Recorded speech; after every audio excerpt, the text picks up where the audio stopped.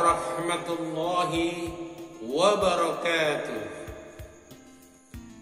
Innal hamdalillah nahmaduhu wa nasta'inuhu wa nastaghfiruh wa na'udzu billahi min shururi anfusina wa min sayyiati a'malina may yahdihillahu fala mudilla lahu wa may yudlil fala hadiya lahu. Ashhadu an la ilaha illallah wahdahu la syarika lah wa ashhadu anna Muhammadan abduhu wa rasuluh la nabiyya wa rasula ba'da. Amma ba'd. Allahumma shalli ala Muhammad wa ala alihi wa ashabihi ajmain. Amma ba'd. Alhamdulillahi rabbil alamin. Kita patut bersyukur kepada Allah atas rahmat, hidayah dan taufiknya yang masih diberikan kepada kita semua, sehingga kita masih digolongkan menjadi golongan orang-orang yang tetap mendapatkan petunjuk, dan iman yang terpatri di dada kita masih begitu kuat, dan kita menjadi muslim yang taat kepada Allah. Salam dan salawat semoga tetap tercurahkan kepada uswah hasanah kita, yakni Rasulullah Muhammad sallallahu alaihi wasallam. Begitu pula kepada para sahabatnya, para tabi'in, para tabi'ut tabi'in, dan para generasi umat manusia yang senantiasa taat dan memeluk ajaran agama Islam sampai yaumul kiamat. Dan mudah-mudahan kita dicatat menjadi salah satu dari golongan umat Rasulullah Sallallahu Alaihi Wasallam, di mana pada hari kiamat nanti kita akan mendapatkan syafaatnya.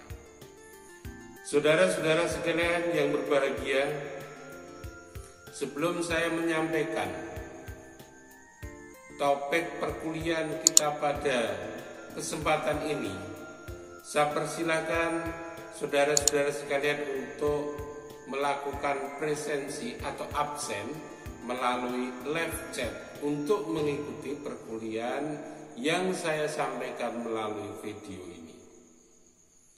Saya menyampaikan video ini karena berbagai keterbatasan dan kekurangan yang ada, akan tetapi perkuliahan harus tetap berjalan dan kita lakukan. Suka tidak suka, mau tidak mau, maka perkuliahan pada era pandemi ini menggunakan berbagai metode dan cara. Salah satunya saya mengambil metode dengan saya unggah di YouTube dengan pertimbangan saudara nanti bisa melakukan mereview sewaktu-waktu. Dan kalau kita membuka, ya konsekuensinya kita akan kena, yaitu paketan. Tapi itulah yang harus kita lakukan bersama-sama. Saudara-saudara sekalian yang berbahagia, pada tema perkuliahan saat ini saya akan menyampaikan terkait dengan Wali Songo, ditinjau dari penyebaran dan pola pendidikan Islam yang ada di Indonesia. Wali Songo berperan aktif dalam proses berdirinya kerajaan-kerajaan yang rajanya menganut agama Islam, seperti bisa kita lihat di Demak maupun di Mataram II. Pada hakikatnya, yang bertindak sebagai penyebar agama bukan hanya raja itu sendiri, melainkan para wali yang bergabung dalam Wali Songo. Mereka benar-benar menjadi penyebar agama Islam di Pulau Jawa, karena Pulau Jawa menjadi pusat pemerintahan dari keseluruhan kepulauan di Indonesia, baik pada zaman Sriwijaya, Mataram I, Majapahit maupun Mataram II. Maka ketika Mataram II menjadikan agama Islam sebagai agama kerajaan, dengan sendirinya penyebaran Islam dengan mudah di wilayah-wilayah lainnya di Nusantara. Para wali telah memainkan peranan penting dalam penyebaran dan pendidikan Islam di Nusantara, khususnya di Jawa. Para wali berkelana dari dusun ke dusun, memberikan pengajaran agama mereka dengan sungguh-sungguh untuk menarik simpati minat masyarakat untuk memeluk Islam. Dengan bijaksana dan penuh hikmah, para wali berusaha memperkenalkan nilai-nilai Islam kepada masyarakat dan mengajak masyarakat untuk memeluk Islam. Dengan berbagai cara dan media, para wali memberikan pengajaran Islam di hati masyarakat. Saudara-saudara sekalian yang berbahagia, kalau kita tinjau pengertian Wali Songo dapat dipahami secara denotatif maupun konotatif. Dalam pengertian denotatif, nama Wali Songo berarti sejumlah guru besar atau ulama yang diberi tugas dakwah dalam wilayah tertentu. Wali Songo berarti 9 orang wali. Nama suatu dewan dakwah dari Kesultanan Demak pada abad ke-15 sampai abad ke-16 Masehi. Sebenarnya jumlah Wali Songo bukan hanya 9. Jika ada anggota wali yang meninggal dunia, maka diganti oleh wali yang baru. Angka 9 bagi orang Jawa adalah angka yang dianggap paling tinggi. Dan bila dikaitkan dengan dewan dakwah, angka 9 yang ganjil diduga dengan maksud apabila musyawarah tidak tercapai dan jika dilakukan voting dalam menentukan fatwa sehingga tidak terjadi kesamaan suara, keputusan musyawarah mudah diambil.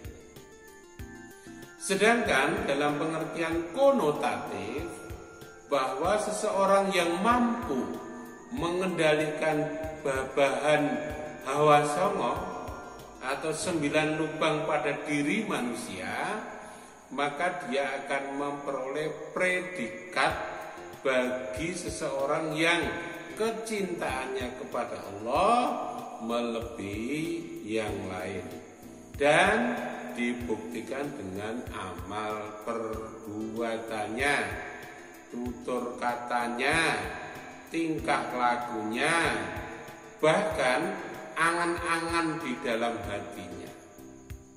Mereka mencintai Allah dan Allah pun mencintainya. Itulah predikat wali yang diberikan Allah kepada hambanya. Wali Songo merupakan sekelompok mubalik atau ulama yang bertugas menyebarkan dakwah dan pendidikan Islam di wilayah-wilayah di Nusantara. Selain dikenal sebagai ulama, para Wali Songo juga berpengaruh besar dalam kehidupan politik pemerintahan karena mereka diberi gelar sunan, artinya susuhunan atau junjungan. Gelar yang biasa digunakan untuk para raja di Jawa. Jadi ada 9 ulama yang sangat berjasa dalam penyebaran dan pendidikan Islam di Jawa. Mereka itulah yang dikenal dengan Wali Songo. Saudara-saudara sekalian yang berbahagia, adapun nama-nama Wali Songo itu secara singkat di sini akan saya sampaikan. Bahwa tadi di muka sudah saya sampaikan, penyebaran agama Islam di Pulau Jawa tidak lepas dari perjuangan Wali Songo. Sukses gemilang perjuangan para Wali Songo dicatat dengan tinta emas. Dengan didukung Kesultanan Demak, agama Islam kemudian dianut oleh sebagian besar masyarakat Jawa, mulai dari perkotaan, perdesaan maupun pegunungan. Islam benar-benar menjadi agama yang mengakar di hati rakyat. Proses pendidikan Islam dan Islamisasi di Pulau Jawa berjalan dengan aman, damai, tanpa pergolakan, serta tanpa keguncangan psikologis dan sosial. Hal ini disebabkan para Wali Songo lebih menggunakan pendekatan kultural yang syarat dengan simbol-simbol kebudayaan lokal. Alkulturasi kebudayaan inilah yang menyebabkan agama Islam dan pendidikan Islam berkembang cukup besar di Nusantara, terutama di Pulau Jawa. Untuk mengenal dan mengenang jasa para wali tersebut, berikut disajikan Wali Songo, gelar dan wafat serta pemakamannya. Yang pertama adalah Maulana Malik Ibrahim, bergelar Sunan Gresik. Lahir dan wafat sekitar abad ke-14 sampai dengan abad ke-19 atau pertengahan abad ke-14 hingga abad ke-19. Makamnya adalah di Gresik. Yang kedua adalah Raden Rahmat atau Sunan Ampel. Makamnya adalah di Ampel, Jawa Timur. Raden Paku, gelarnya adalah Sunan Giri, yang makamnya berada di Gresik. Maulana Makdum Ibrahim atau Sunan Bonang, makamnya di Tuban. Raden Qasim Syarifuddin atau Sunan Derajat, makamnya di Gresik. Syarif Hidayatullah, gelarnya adalah Sunan Gunung Jati, yang makamnya di Cirebon. Raden Ja'far Shadiq atau Sunan Kudus, makamnya di Kudus. Raden Mas Syahid atau Sunan Kalijogo, makamnya di Demak. Raden Said atau Raden Prawoto yang bergelar Sunan Muria, beliau dimakamkan di Jepara. Saudara-saudara sekalian yang berbahagia, itu nama-nama Wali Songo yang dikenal oleh para sejarawan dan juga mungkin kita juga mengenalnya seperti itu. Selanjutnya, bagaimana peran Wali Songo dalam penyebaran pendidikan Islam di Indonesia? Bahwa penyebaran agama Islam di Nusantara tidak lepas dari perjuangan yang dialami oleh Wali Songo, terutama di Pulau Jawa, di sepanjang pesisir utara, mulai dari Gresik, Jawa Timur, hingga Cirebon dan Banten, Jawa Barat. Dalam menyiarkan Islam, Wali Songo tidak hanya akrab dengan masyarakat umum, akan tetapi juga dengan penguasa kerajaan. Hal itu dapat ditelusuri bahwa Sunan Ampel berperan sebagai perancang kerajaan Islam pertama di Jawa, yaitu Kesultanan Demak. Para Wali Songo sepakat untuk mengangkat Raden Patah, putra Kertabumi Brawijaya V, raja terakhir Majapahit, sebagai Sultan pertama di Kesultanan Demak. Raden Patah mendapat pendidikan agama Islam dari Sunan Bonang. Sementara itu dalam menjalankan pemerintahannya, Raden Patah mendapat nasihat dari Sunan Kalijogo. Sedangkan di Jawa Barat, terutama Cirebon, Sunan Gunung Jati sangat berjasa dalam mendirikan Kesultanan Cirebon dan dinasti raja-raja Banten. Dalam penyebaran agama Islam, Wali Songo menggunakan berbagai bentuk kesenian tradisional masyarakat setempat. Mereka menyisipkan nilai-nilai pendidikan Islam ke dalam budaya lokal tersebut. Usaha ini membuahkan hasil, tidak hanya mengembangkan agama Islam, tetapi juga memperkaya kandungan budaya Jawa. Saudara-saudara sekalian yang berbahagia, untuk memperjelas bagaimana peranan Wali Songo dalam menyebarkan agama Islam dan memberikan pendidikan kepada masyarakat, maka akan kita telusuri satu persatu. Yang pertama adalah Maulana Malik Ibrahim.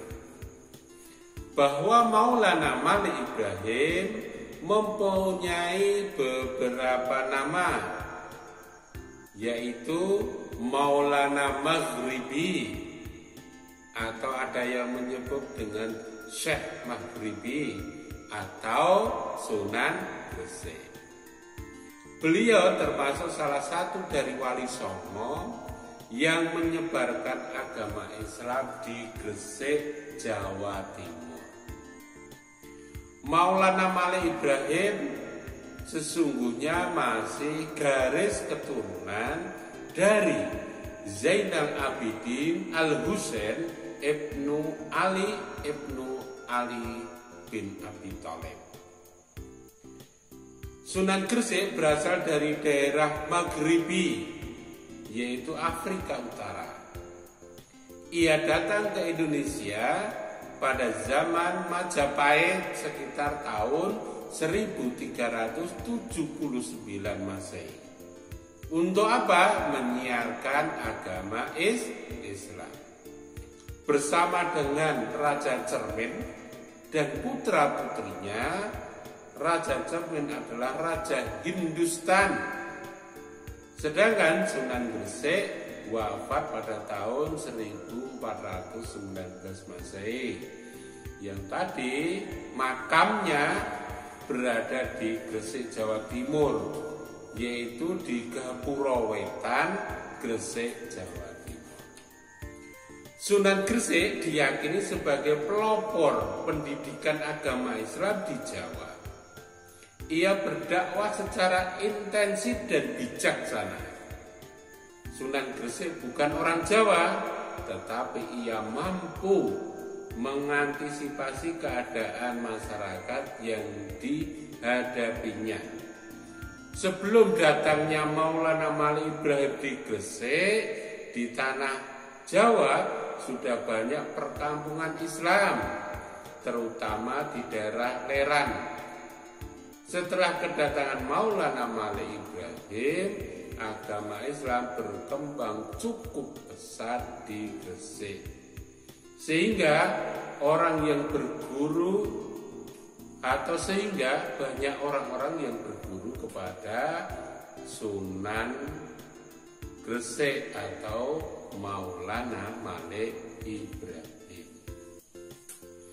Maulana Malik Ibrahim menetap di Gresik sejak tahun 1404 Masehi dan ia merasa perlu membuat bangunan tempat menimba ilmu sebagai wahana pendidikan. Model belajar seperti inilah yang kemudian dikenal dengan nama pesantren. Ia menerapkan metode dakwah yang tepat untuk menarik simpati masyarakat terhadap Islam. Beliau menempuh upaya untuk menghilangkan sistem kasta dalam masyarakat. Selain itu, beliau juga berusaha untuk mengislamkan Raja Majapahit yang saat itu masih beragama Hindu atau Buddha. Alhasil, beliau berhasil mengislamkan Raja Majapahit yang bernama Prabu Brawijaya V. Keberhasilan mengislamkan raja inilah prestasi lebih yang dimiliki oleh Maulana Malik Ibrahim sebagai wali tertua dalam daftar Wali Songo. Cita-cita dan perjuangannya dalam menyebarkan Islam di Jawa kemudian dilanjutkan anaknya yang bernama Sunan Ampel. Saudara-saudara sekalian yang berbahagia, yang selanjutnya Sunan Ampel. Sunan Ampel lahir pada tahun 1401 Masehi. Nama kecilnya adalah Raden Rahmat. Beliau adalah putra Raja Cempa. Setelah dewasa, Raden Rahmat menikah dengan Nyai Ageng Manila, putri Tuban, yang melahirkan 4 anak, yaitu Maulana Magdum Ibrahim atau yang kemudian nanti dikenal dengan Sunan Bonang, Syarifuddin atau yang kemudian dikenal dengan Sunan Derajat, dan putrinya Ageng Maloka, Dewi Sarah. Dari Dewi Sarah ini setelah dewasa dinikahkan dengan Sunan Kalijogo. Saudara-saudara sekalian yang berbahagia, Sunan Ampel memulai dakwah dan menerapkan pendidikan Islam diawali dari sebuah pondok pesantren yang didirikan di Ampel Denta, dekat kota Surabaya. Karena itu ia dikenal sebagai pembina pondok pesantren pertama di Jawa Timur. Kader Sunan Ampel diantaranya adalah Raden Paku yang kemudian nanti bergelar menjadi Sunan Giri, Raden Magdum atau Sunan Bonang, Syarifuddin atau Sunan Derajat. Kemudian Raden Patah yang kemudian menjadi Raja Demak, Sunan Kalijogo, dan Maulana Ishak yang kemudian menjadi Raja Dambangan. Sewaktu pembangunan Masjid Demak pada tahun 1401 Caka atau 1479 Masehi, Sunan Ampel berpartisipasi aktif. Sunan Ampel sebagai penerus perjuangan perintis dakwah Islam yang dilaksanakan oleh Maulana Malik Ibrahim, dalam syairnya ia menggunakan idiom-idiom budaya lokal. puji-pujian yang merupakan ciri khas sastra pesantren yang berkembang di Ampel Juntak.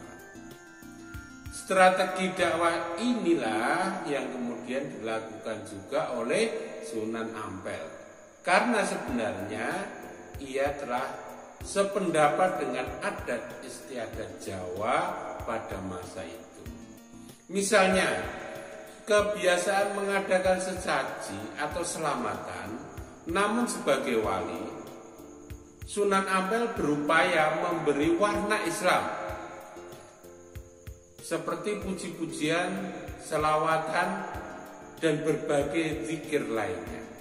Akhirnya, model pendidikan dan dakwah yang dilakukan oleh Sunan Ampel itu kemudian diterima dengan baik oleh masyarakat.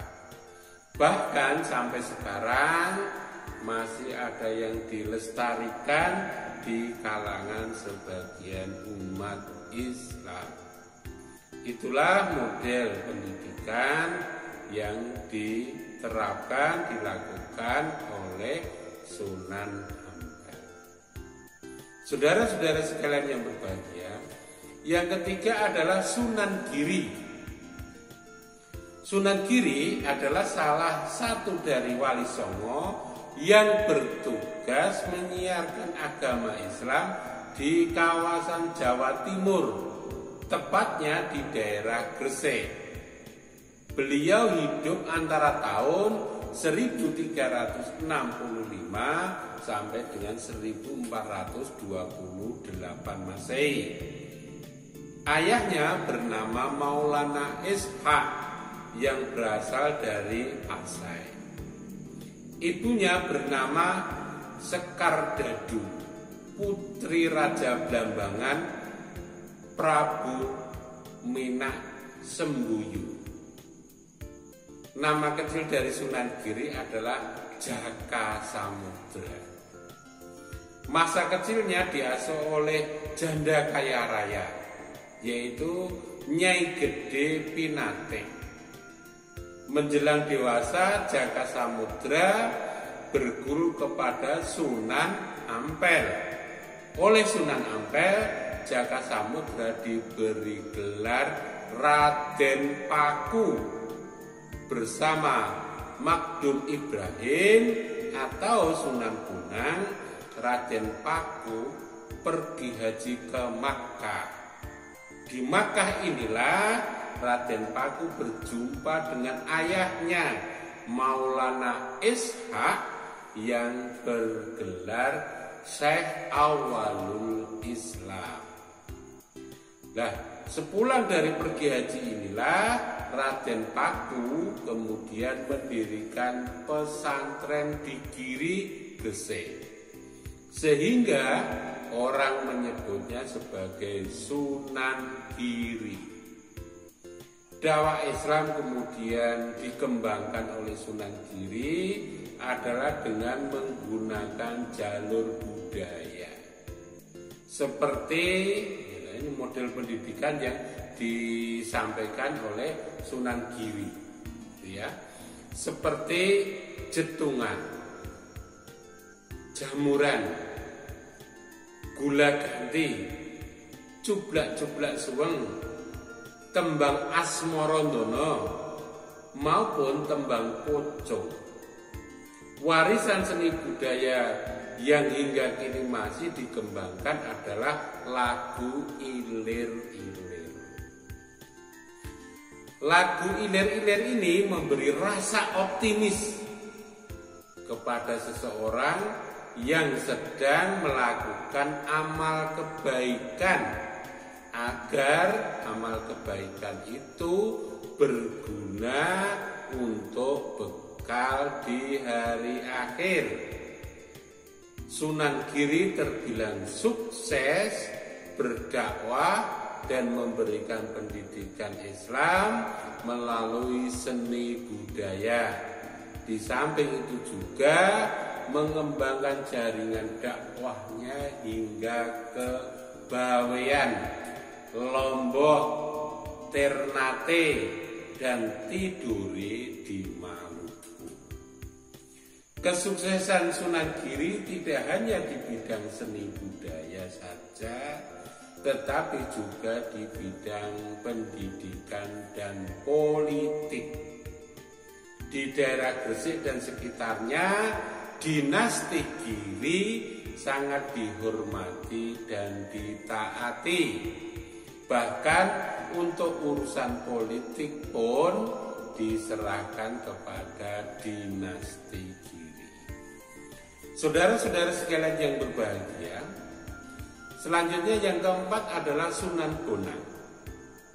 Sunan Bonang adalah putra sulung dari Sunan Ampel, sedangkan Sunan Derajat adalah adiknya.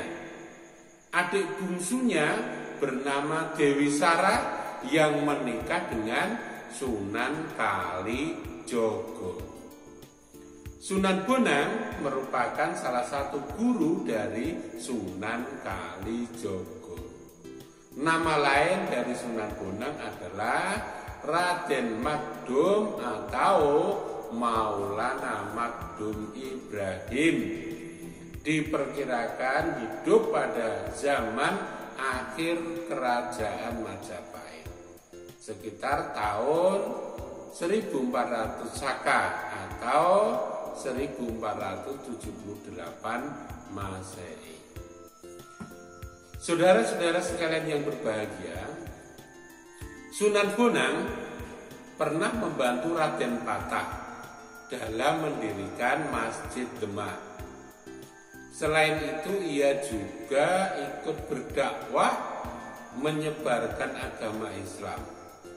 Dalam bidang sastra budaya, Sunan Bonang berdakwah melalui pewayangan, menyempurnakan instrumen gamelan terutama bonang, kenong, dan kempul, serta tembang mocopat atau suluk wujil.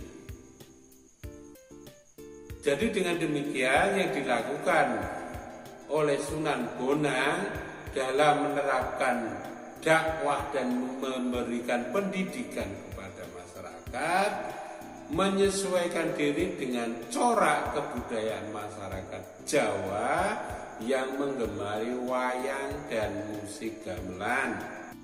Untuk itu, gending-gending yang memiliki nilai keislaman banyak yang beliau ciptakan.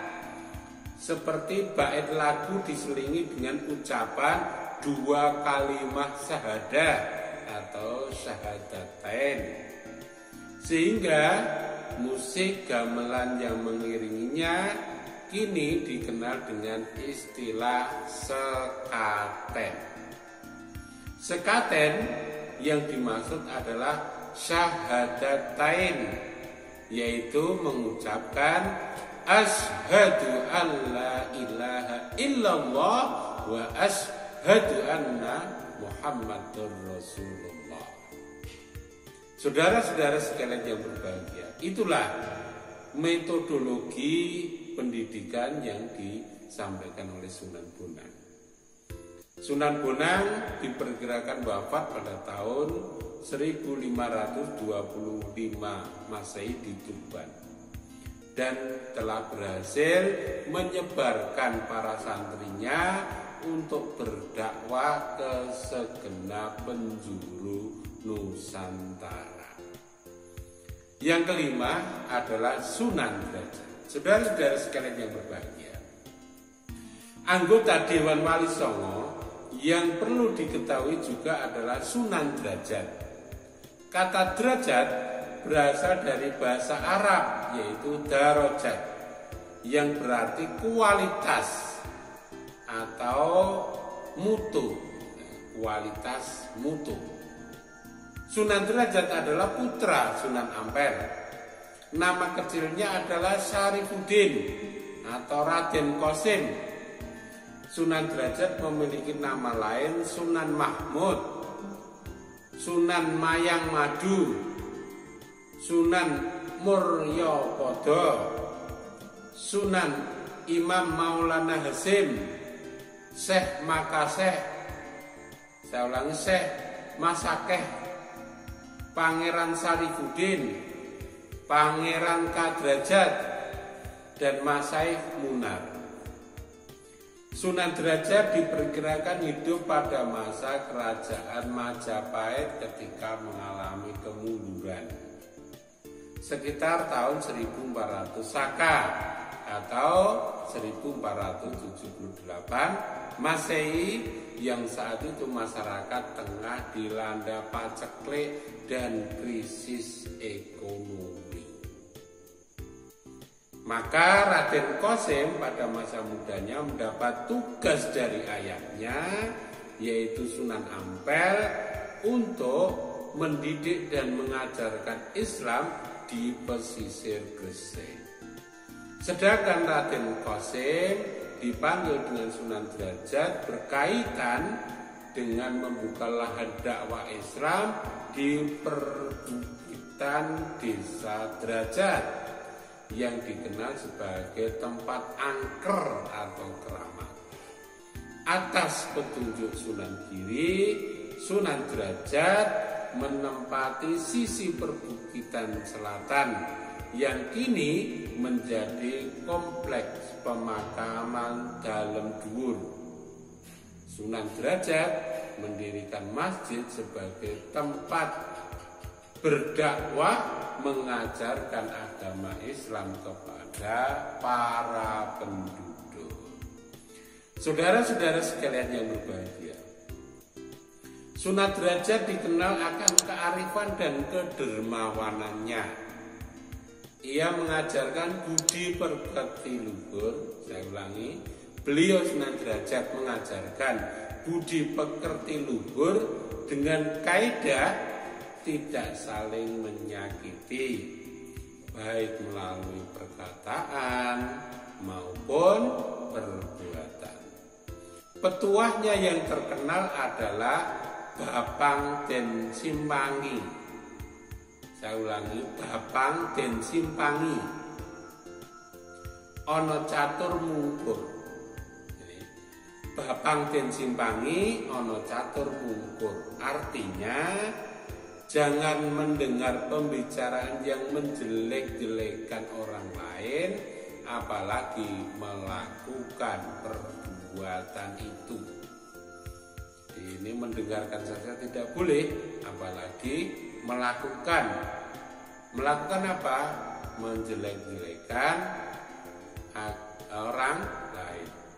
Kalau sekarang itu bisa dikatakan menyebarkan berita hoax.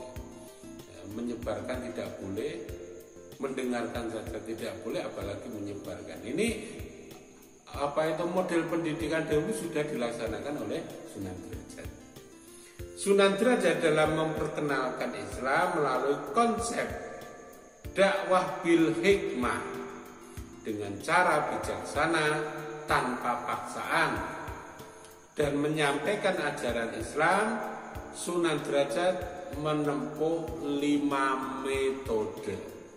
Ini dalam menerapkan pendidikan Islam ya, Sunan Derajat menempuh 5 metode. Yang pertama adalah melalui pengajian secara langsung yang diselenggarakan di masjid atau di mushola. Ini jadi sebagai guru langsung memberikan pendidikan kepada masyarakat, bentuknya adalah pengajian. Yang kedua, melalui penyelenggaraan pendidikan di pesantren. Jadi melaksanakan pendidikan Islam dengan mendirikan pesantren atau di dalam pesantren. Yang ketiga, memberi fatwa atau petuah dalam menyelesaikan masalah yang ada di masyarakat. Yang keempat, melalui kesenian tradisional yang dengan menciptakan tembang pangkur dengan iringan gamelan. Yang kelima, metode yang terakhir adalah menyampaikan ajaran agama melalui ritual tradisional sepanjang tidak bertentangan dengan ajaran Islam. Pada tahun 1400 Saka atau 1478 Masehi, yang ketika itu di Majapahit terjadi krisis ekonomi, krisis sosial, dan krisis politik. Menjelang runtuhnya Majapahit inilah Sunan Derajat menjadi juru bicara untuk membela rakyat yang tertindas. Ia mengecam tindakan elit politik kerajaan Majapahit pada waktu itu, waktu yang hanya mengejar kekuasaan demi kenikmatan pribadi.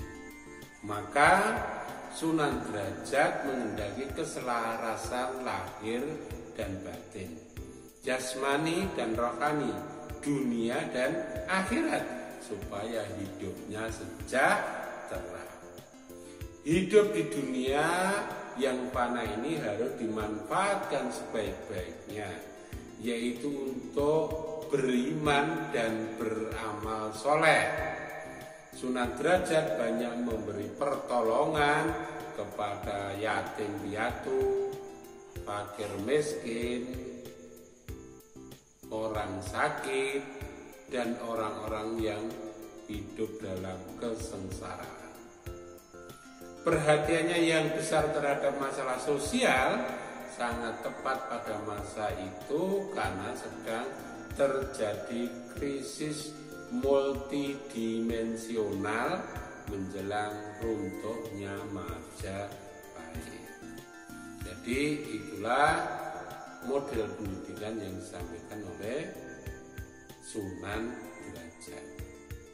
Saudara-saudara sekalian yang berbahagia, yang keenam adalah Sunan Gunung Jati. Sunan Gunung Jati memiliki nama asli adalah Syarif Hidayatullah. Ia lahir di Pasai, Aceh, dan merupakan cucu Raja Pajajaran.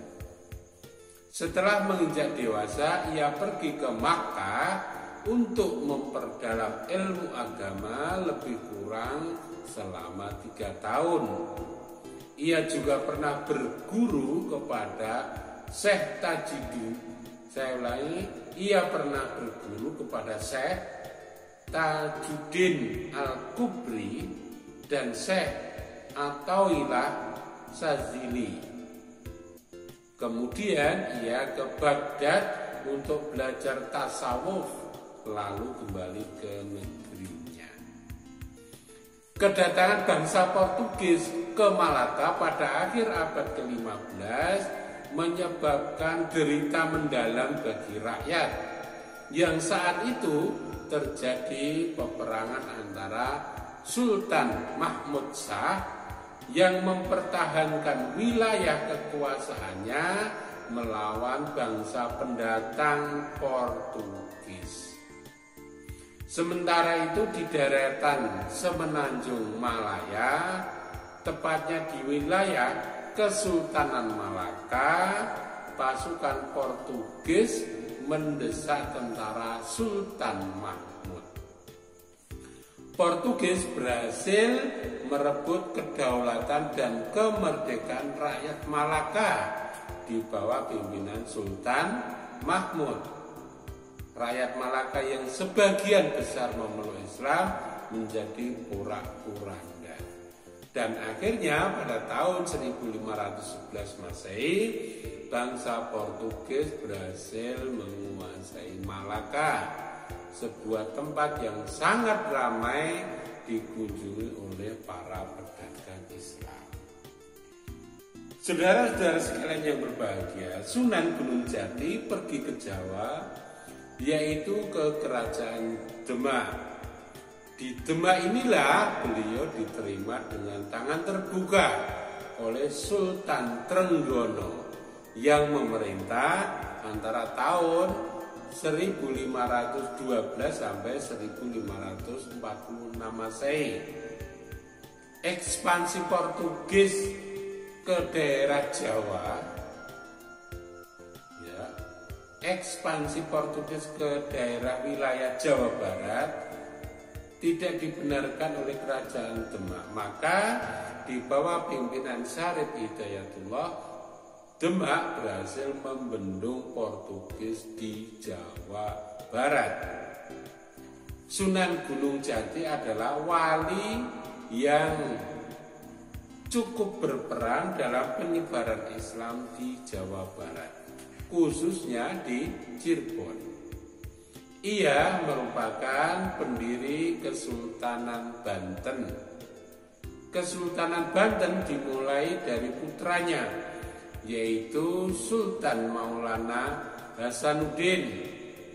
Maka Sunan Gunung Jati memprakarsai penyeberangan atau penyerangan ke Sunda Kelapa pada tahun 1527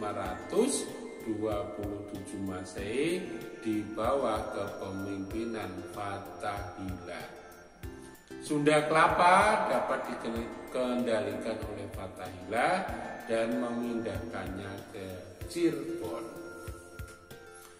Sunan Gunung Jati menyiarkan agama Islam di Cirebon hingga beliau wafat pada tahun 1570 Masehi, dimakamkan di Gunung Jati. Beliau adalah salah seorang peletak dasar fondasi agama Islam di Jawa Barat. Beliau berdakwah dan menyampaikan pendidikan menggunakan pendekatan kultural, yakni memahami seluk-beluk kebudayaan lokal yang selanjutnya ini cukup dikenang hingga sekarang. Maka untuk mengenang jasanya, pemerintah mendirikan IAIN Syarif Hidayatullah yang sekarang ini menjadi UIN Syarif Hidayatullah di Jakarta. Saudara-saudara sekalian yang berbahagia, yang ketujuh adalah Sunan Kudus. Sunan Kudus nama aslinya adalah Ja'far Shadiq. Ayahnya bernama Raden Usman Haji yang bergelar Sunan Ngudung di Jipang Panolan, Blora. Beliau masih mempunyai garis keturunan dengan Husain bin Ali. Kakeknya Sunan Kudus adalah, saya ulangi, kakek Sunan Kudus adalah saudara Sunan Ampel, sehingga masih ada hubungan pertalian darah. Sunan Kudus adalah ulama besar yang diberi gelar wali al-ilmu atau orang yang berilmu luas oleh anggota Wali Songo. Jadi Sunan Kudus ini dijuluki orang yang mempunyai ilmu yang sangat luas. Karena apa? Karena memiliki keahlian khusus di bidang agama. Ia bertugas melakukan syiar Islam di sekitar daerah Kudus, Jawa Tengah. Karena keahliannya itu, ia banyak didatangi para penuntut ilmu di berbagai wilayah. Ia juga dipercaya untuk mengendalikan pemerintahan di daerah Kudus. Karenanya, ia menjadi pemimpin agama sekaligus pemimpin pemerintahan di wilayah tersebut. Saudara-saudara sekalian yang berbahagia, untuk memperlancar penyebaran Islam, maka Sunan Kudus membangun sebuah masjid di daerah Lorang pada tahun 1549 Masehi. Masjid itu diberi nama Masjid Al-Aqsa atau Al-Manar. Wilayah sekitarnya disebut Kudus, nama yang diambil dari nama kota Al-Quds di Yerusalem, di Palestina, yang pernah ia kunjungi. Masjid itu kemudian dikenal dengan nama apa? Masjid Menara Kudus. Karena di samping masjid terdapat menara tempat duduk masjid. Sunan Kudus menciptakan banyak karya sastra dan budaya. Misalnya Tembang Mas Kumambang, Tembang Mijil, dan Menara Masjid Kudus. Sunan Kudus wafat diperkirakan tahun 1550 Masehi dan dimakamkan di Kudus. Pada pintu makam Sunan Kudus terukir kalimat Asmaul Husna yang berangka tahun 1895 Jawa atau 1296 Hijriah atau kalau Masehinya 1878 Masehi. Saudara-saudara sekalian yang berbahagia, yang kedelapan adalah Sunan Kalijaga atau banyak yang menyebutnya dengan Sunan Kalijogo. Sunan Kalijaga mempunyai nama kecil Raden Syahid. Kapan tepatnya kelahiran Sunan Kalijogo masih diperdebatkan. Namun beliau diperkirakan lahir pada tahun 1430-an. Dihitung dari pernikahan Sunan Kalijogo dengan putri Sunan Ampel. Ketika itu Sunan Kalijogo diperkirakan berusia 20 tahun, di mana Sunan Ampel yang diyakini lahir pada tahun 1401 Masehi, maka ketika menikahkan putrinya dengan Sunan Kalijogo berusia 50 tahun. Wallahu a'lam. Saudara-saudara sekalian yang berbahagia, Sunan Kalijogo adalah putra Tumenggung Wilwatikta Adipati Tuban. Tumenggung Wilwatikta adalah keturunan Ronggolawe atau Ranggalawe yang sudah beragama Islam dan berganti nama menjadi Raden Sahur, dan ibunya bernama Dewi Nawangrum. Dengan demikian Sunan Kalijogo berasal dari suku Jawa asli. Sunan Kalijogo dikenal sebagai budayawan, seniman dalam seni suara, seni ukir maupun seni budaya. Sunan Kalijogo menciptakan aneka cerita wayang yang bernafaskan Islam. Jadi ini model pendidikan yang disampaikan oleh Sunan Kalijogo itu juga melalui pewayangan. Sunan Kalijogo memperkenalkan bentuk wayang yang dibuat dari kulit. Bisa sekarang itu disebut dengan wayang kulit. Pada masa itu wayang populer dilukis pada semacam kertas lebar atau wayang berber. Dalam seni suara, ia adalah pencipta tembang dandang gulo atau dandang gula. Dalam melaksanakan dakwah dan pendidikan Islam, Sunan Kalijogo suka berkelana dari dusun ke dusun lainnya. Sunan Kalijogo mempunyai wawasan luas dan pemikiran yang cukup tajam. Sunan Kalijogo tidak hanya disukai rakyat, tetapi juga disukai oleh para cendekiawan atau penguasa. Raden Patah dari Kesultanan Demak pun seringkali meminta nasihatnya.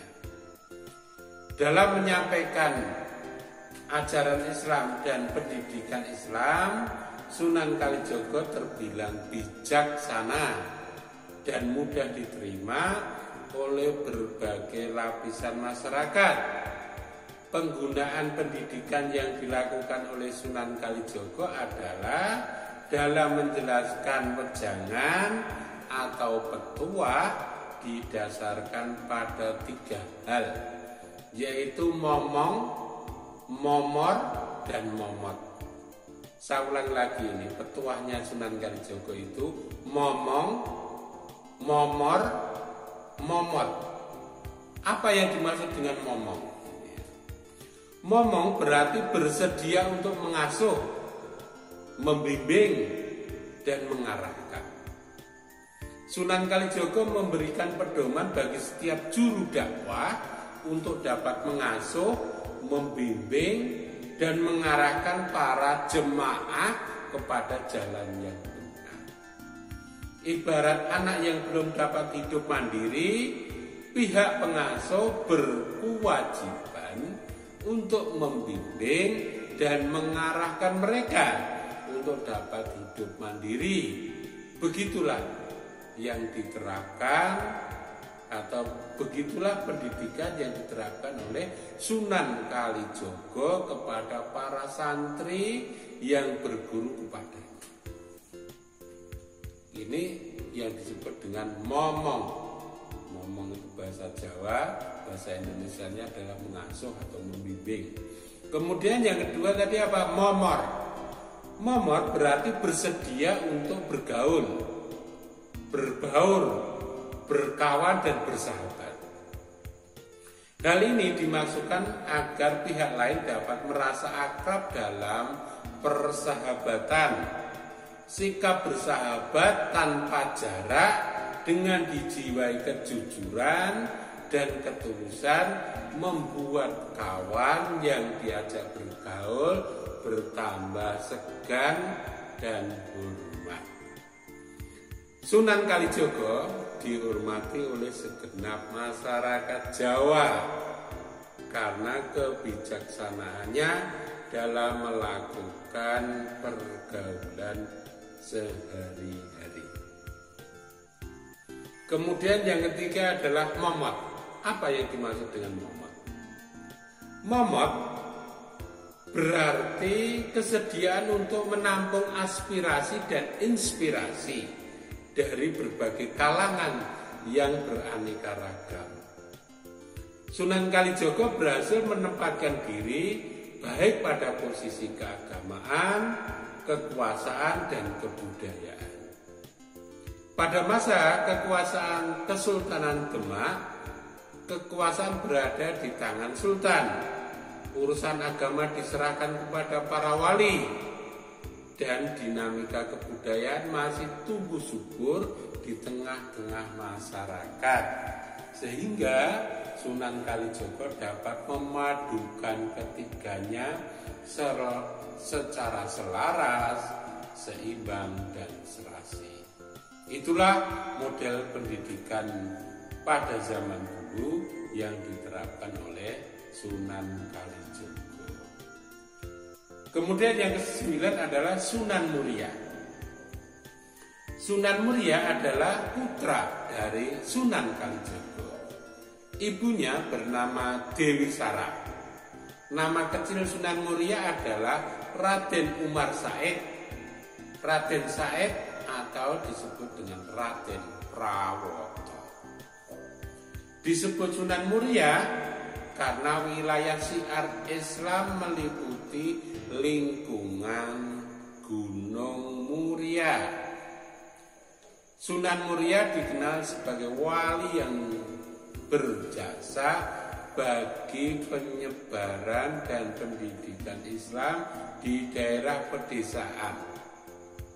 Putra Sunan Kalijaga ini suka menyendiri dan tinggal di desa bersama rakyat jelata.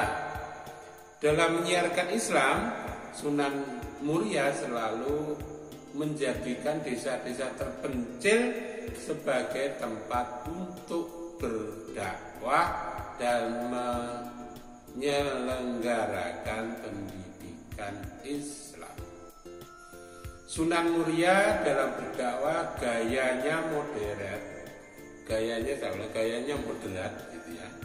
mengikuti ayahnya Sunan Kalijogo, yakni mengelaborasi kebudayaan Jawa dengan warna Islam. Misalnya adat kenduri pada hari-hari tertentu setelah kematian anggota keluarga seperti 7 hari, 10 hari, 100 hari maupun 1000 hari. Sedangkan tradisi yang masih berbau mistik seperti itu, misalnya ya, budaya yang berbau mistik seperti membakar kemenyan atau dupa, menyuguhkan sesaji, diganti dengan berdoa atau bersolawat kepada Nabi Muhammad SAW, serta bersedekah kepada fakir dan miskin. Jadi ini yang dilakukan oleh Sunan Muria ini, memberi warna dari sedikit demi sedikit, pendidikan Islam ditanamkan, jadi tidak sekaligus akhirnya budaya-budaya yang berbau mistik itu bisa diwarnai dengan Islam yang sekarang ini meskipun masih ada dilestarikan oleh masyarakat, tetapi masyarakat tertentu pun juga sudah meninggalkan. Tetapi inilah dinamika yang dilakukan oleh para wali songo dalam menyampaikan dakwah dan pendidikan Islam kepada masyarakat. Sunan Muria juga piawe berdakwah melalui berbagai kesenian Jawa. Misalnya menciptakan tembang mocopat, yaitu tembang sinom dan kinanti. Tembang sinom umumnya untuk melukiskan suasana ramah tamah dan berisi nasihat. Adapun tembang kinanti yang bernada gembira digunakan untuk menyampaikan ajaran agama Islam, untuk menyampaikan nasihat, untuk menyampaikan filsafat hidup. Lewat tembang-tembang itulah Sunan Muria mengajak umatnya untuk mengamalkan ajaran Islam. Karena itulah Sunan Muria lebih suka berdakwah kepada rakyat biasa dibandingkan kaum bangsawan. Dakwah penyebaran Islam yang dilakukan Sunan Muria meliputi Gunung Muria, Pati, Kudus, Juwono sampai pesisir pantai utara. Kompleks makam Sunan Muria terletak di Desa Colo, tak pernah sepi dari peziarah untuk mengenang jasanya sebagai wali di Jawa. Saudara-saudara sekalian yang berbahagia, itulah secara singkat tentang Wali Songo. Nah, bagaimana konsep dakwah dan model pendidikannya yang bisa ditarik kesimpulan atau ditarik pelajaran dari dari Wali Songo tersebut? Bahwa Wali Songo dalam melakukan dakwah senantiasa mempertimbangkan aspek kebijaksanaan hidup. Tidak mengherankan jika syiar dakwahnya mudah diterima dan dipahami. Wali Songo sebagai penyebar agama Islam di Jawa cukup menarik jika dilihat peranannya sebagai penyebar agama atau sebagai kultur worker. Saya ulangi, sebagai cultural broker.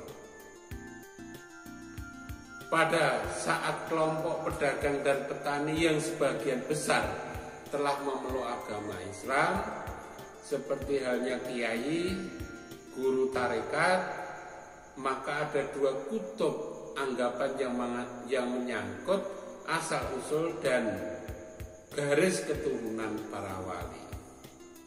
Kutub pertama adalah menempatkan para wali sebagai keturunan asing, baik keturunan para sayyid Hadramaut yang ditelusuri nasab atau genealoginya, yaitu kepada Nabi Muhammad SAW melalui koridor Fatimah Zahra. Para wali kebanyakan keturunan muslim asing yang datang dari Persia dan Hindia, yang telah membaur dalam arti fisik maupun budaya Indonesia. Sedangkan kutub yang kedua adalah menduga bahwa ada di antara Wali Songo itu merupakan sentono raja atau pejabat tinggi Majapahit yang telah memeluk Islam. Para Wali Songo sangat gesit, aktif, dan cakap dalam ilmu fikih dan hidupnya sederhana. Terkadang mereka memasuki dinas pemerintahan para raja, namun mereka juga pergi ke pelosok desa, dari pesantren ke pesantren lainnya. Para penyebar agama Islam ini sebelumnya secara teratur berkumpul di Masjid Demak untuk membahas masalah teologis maupun mistik. Kesuksesan dakwah Wali Songo banyak ditentukan oleh kekompakan gerakan dan kesadaran masing-masing individu untuk mengambil peran serta dalam rangka dakwah atau memberikan pendidikan Islam. Konsep pendidikan Wali Songo didahului dengan perencanaan yang matang, pengorganisasian yang tepat, dan penguasaan lapangan yang jitu, sehingga membuahkan hasil bagi Islamisasi dan pendidikan Islam di Jawa. Aspek kaderisasi yang dilakukan Wali Songo menempuh dua jalur, yaitu dengan pendirian pondok pesantren sebagai tempat untuk mendidik, membina, mengkader para santri yang dipersiapkan menjadi ulama dan mengutus para santri untuk belajar agama ke luar negeri. Pondok pesantren pertama kali dirancang oleh Maulana Malik Ibrahim sebagai institusi pendidikan agama Islam. Dalam pesantren juga dikembangkan ilmu kanuragan yang bertujuan untuk membina mental dan fisik para santri, sehingga siap untuk melindungi dirinya serta masyarakat dari gangguan penyamun, begal maupun preman. Konsep pengembangan pendidikan pesantren sebenarnya tidak terlalu jauh berbeda dengan madrasah nizamiyah di Baghdad. Jadi konsep pendidikan Islam yang dirancang oleh para wali itu sebenarnya tidak terlalu jauh dengan madrasah nizamiyah di Baghdad. Pengembangan pesantren ini dinilai efektif untuk menyiapkan generasi penerus dakwah. Maka dalam perkembangan berikutnya banyak diikuti oleh para wali lainnya. Sedangkan untuk memperkaya wawasan para santri, tidak sedikit para wali mengutus santri untuk memperdalam ilmu dengan berguru kepada para wali lainnya. Misalnya, Raden Paku atau Sunan Giri mendapat tugas belajar di Madrasah Sunan Ampel.